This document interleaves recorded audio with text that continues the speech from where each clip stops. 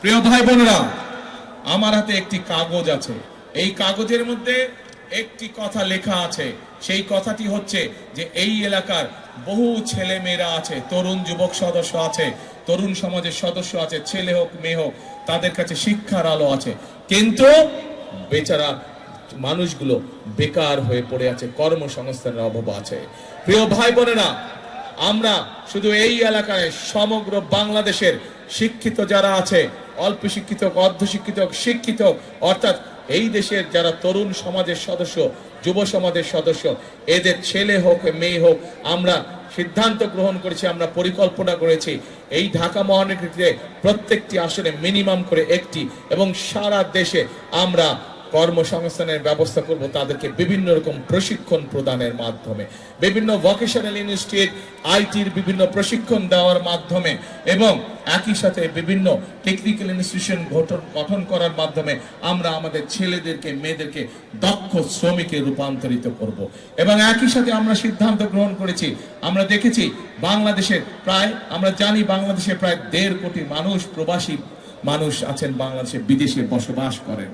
এই মানুষগুলোর মধ্যে অনেকেই যখন বিভিন্ন মানুষ বিদেশে চাকরি বাকরির ব্যবস্থা করে যাওয়া লাগে বিদেশে, তখন তাদেরকে অনেক সময় অর্থ অভাবে নিজেদের বাপ দাদার পৈতৃক ভিটা বিক্রি করতে হয় যাওয়ার অর্থ সংস্থান করার জন্য।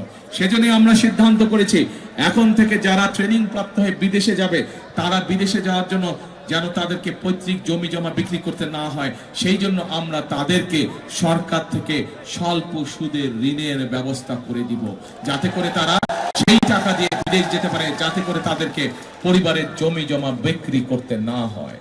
আমরা এই দেশের মানুষের মিনিমাম স্বাস্থ্য সেবা আমরা নিশ্চিত করব, এবং গ্রামের মানুষ যাতে গ্রামে বসে, শহরে ওয়ার্ডের মানুষ যাতে ওয়ার্ডে বসে, বিশেষ করে মা বোনেরা, শিশুরা যাতে ছোটখাটো অসুখের চিকিৎসা ঘরে বসে পেতে পারে, সেই জন্য আমরা সিদ্ধান্ত করেছি সারা বাংলাদেশে আমরা 1 লক্ষ হেলথ কেয়ারার নিযুক্ত করব। এদেরকে আমরা স্বাস্থ্য সেবা সংক্রান্ত ট্রেনিং আমরা দিব, এবং তাদেরকে আমরা ঘরে ঘরে পাঠাবো, বিশেষ করে তারা যাতে মা বোনদের ছোটখাটো অসুখ ঘরে বসেই সেই চিকিৎসা সুবিধা দিতে পারে। কিন্তু একই সাথে এখানে আমাদের ধানের শীষে প্রার্থী তুলি একটু আগে তার বক্তব্য বলেছে, এই এলাকার মানুষের চিকিৎসা সুবিধার জন্য একটি হাসপাতালের প্রয়োজন।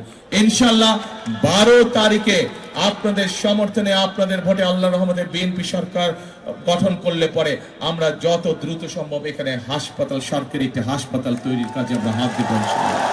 যে মানুষগুলো জন্ম থেকে মৃত্যু পর্যন্ত আমাদের সাথে তাদের একটি আত্মার সম্পর্ক আছে, একটি আধ্যাত্মিক সম্পর্ক আছে, জীবনের বিভিন্ন সময় সংকটে পড়লে এই মানুষগুলো আমাদেরকে বিভিন্ন গুরুত্বপূর্ণ পরামর্শ দেন। কারা তারা হচ্ছেন আমাদের বিভিন্ন মসজিদ, মাদ্রাসা, মক্তবের খতিব সাহেব, ইমাম সাহেব, মুয়াজ্জিম সাহেবরা সহ অন্য ধর্মের যারা ধর্মীয় গুরু আছেন। এই মানুষগুলোর অধিকাংশই বিভিন্ন সময় মানবেতর জীবন যাপন করে থাকেন।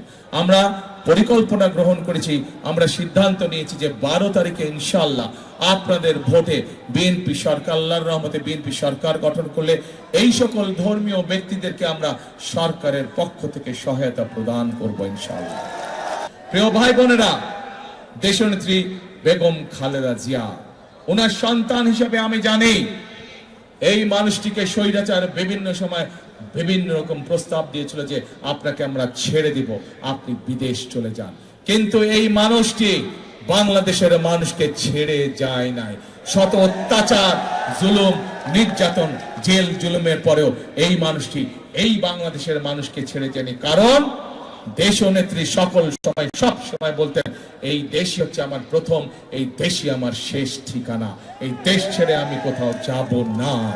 প্রিয় ভাই বোনেরা, যেহেতু আমাদের সকলের প্রথম এবং শেষ ঠিকানা হচ্ছে এই বাংলাদেশ, আসুন আমরা আজকে শপথ গ্রহণ করি, আমরা আজকে প্রতিজ্ঞা করি যে 12 তারিখের নির্বাচনে তুলিকে বিজয়ী করে, 12 তারিখের নির্বাচনে ধানের শীষকে বিজয় করে 13 তারিখ থেকে আমরা ইনশাআল্লাহ ধানের শীষের নেতৃত্বে বাংলাদেশকে, জুলাই শহীদদের প্রত্যাশিত সেই বাংলাদেশ গড়ে তুলব।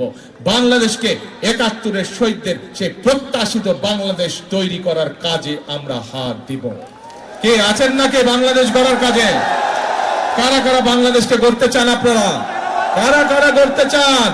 আসুন আমরা এতগুলো হাত যদি কাজে নেমে যায়, এতগুলো হাত যদি সহযোগিতা করে, সমর্থন করে, ইনশাআল্লাহ প্রিয় ভাই বোনেরা, আমরা আমাদের সেই প্রত্যাশিত বাংলাদেশ গড়ে তুলতে সক্ষম হব।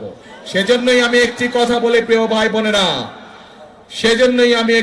বলি প্রিয় ভাই বোনেরা, করব কাজ, গড়ব দেশ।